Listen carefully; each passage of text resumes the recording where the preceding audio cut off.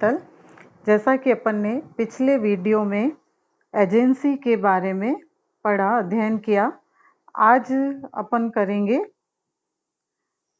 बीमा एजेंट कौन होते हैं। बीमा एजेंट के बारे में अध्ययन करेंगे, पढ़ेंगे। सामान्यतः जैसे अपन ने देखा, एजेंट वह व्यक्ति होता है जो किसी दूसरे व्यक्ति की ओर से तृतीय पक्षकारों के साथ अनुबंधात्मक संबंध स्थापित करता है, किंतु बीमाकर्ता अपने एजेंट को तृतीय पक्षकारों के साथ अनुबंधात्मक संबंध स्थापित करने का अधिकार नहीं देते हैं, अतः वे यह कार्य नहीं कर सकते हैं। तो ऐसी स्थिति में बीमा एजेंट की परिभाषा एक सामान्य एजेंट की परिभाषा से अलग होती है। सामान्य एजेंट से पूर्ण यानी उसे भिन्न देखने में आती हैं। बीमा एजेंट की जो परिभाषा है, इंश्योरेंस एजेंट रेगुलेशन 2000 के अंतर्गत इसको डिफाइन किया है। उसके अनुसार बीमा एजेंट वह बीमा एजेंट है जिसे बीमा अधिनियम 1938 की धारा 42 के अंतर्गत लाइसेंस प्रदान किया गया है तथा कमीशन या अन्य पारिश्रमिक के प्रतिफल के बदले बीमा के लिए आग्रह करने या प्रेरित करने अथवा बीमा व्यवसाय प्राप्त करने के लिए कार्य करता है अथवा कार्य करने का ठहराव करता है, जिसमें बीमा पत्रों को चालू रखने या बीमा पत्रों का पुनर्चलन यानी रिवाइवल करने अथवा नवीनीकरण करने का व्यवसाय करना भी सम्मिलित होता है। तो इस प्रकार से बीमा एजेंट वो होता है जिसको बीमा अधिनियम 1938 के अंतर्गत धारा 42 में लाइसेंस दिया जाता है, वो ही व्यक्ति बीमा एजेंट के रूप में अपनी सेवाएं प्रदान करता है।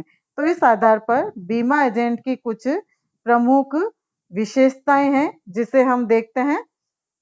बीमा एजेंट किसी बीमाकर्ता द्वारा अनुबंध के अधीन नियुक्त एक एजेंट होता है। बीमा एजेंट वही व्यक्ति बन सकता है जो बीमा एजेंट्स विनियमों द्वारा निर्धारित योग्यताएं पूरी करता है, यानी बीमा अधिनियम में जो नियम तय किए हुए हैं उन नियमों के अनुसार ही उस व्यक्ति को बीमा एजेंट के रूप में नियुक्त किया जा सकता है।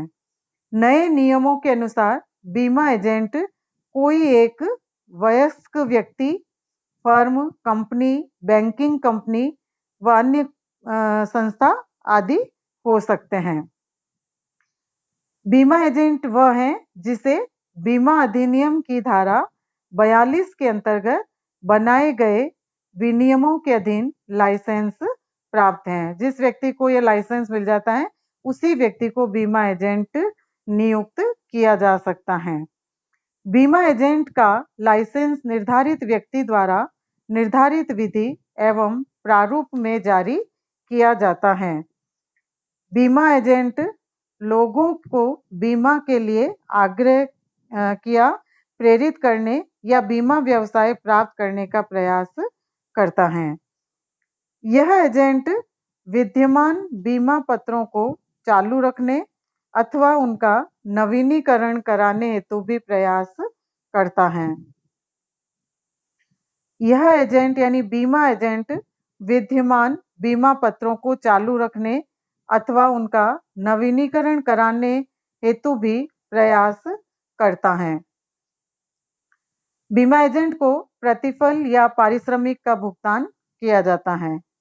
बीमा एजेंट को कमीशन या अन्य आधार पर प्रतिफल का भुगतान किया जा सकता है।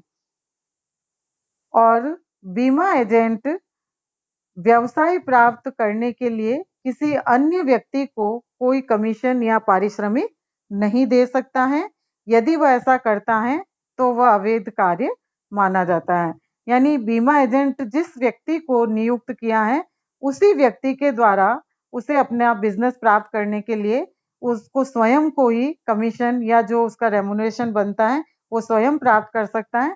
अन्य व्यक्ति को वो इस प्रकार का कमीशन देकर इस काम को करने के लिए बाध्य नहीं कर सकता है।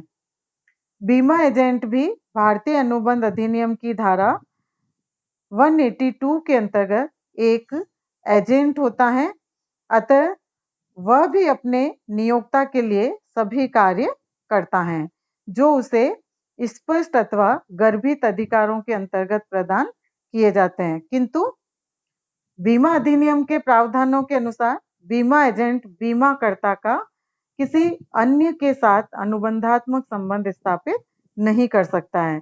यानी बीमा एजेंट का जो अनुबंध है वो प्रधान और स्वयं के बीच में ही हो सकता है। तो बीमाकर्ता जिस व्यक्ति को ये अनुबंधात्मक संबंध स्थापित करेगा वो बीमा एजेंट कहलाएगा, और बीमाकर्ता और बीमा एजेंट आपस में इस प्रकार का एग्रीमेंट वो चाहे स्पष्ट अथवा गर्भित अधिकारों के द्वारा प्रदान किए जा सकते हैं, लेकिन तृतीय पक्षकारों के लिए बीमा एजेंट किसी भी रूप में वैध नहीं माना जाएगा या कोई अनुबंध करने के लिए तत्पर नहीं हो सकता है। तो इस प्रकार से बीमा एजेंट वही व्यक्ति बन सकता है जो वयस्क एडल्ट है, वयस्क है, साउंड माइंड का है और जो सारी योग्यताएं रखता है जो कि बीमा अधिनियम के अंतर्गत निर्धारित की हुई हैं।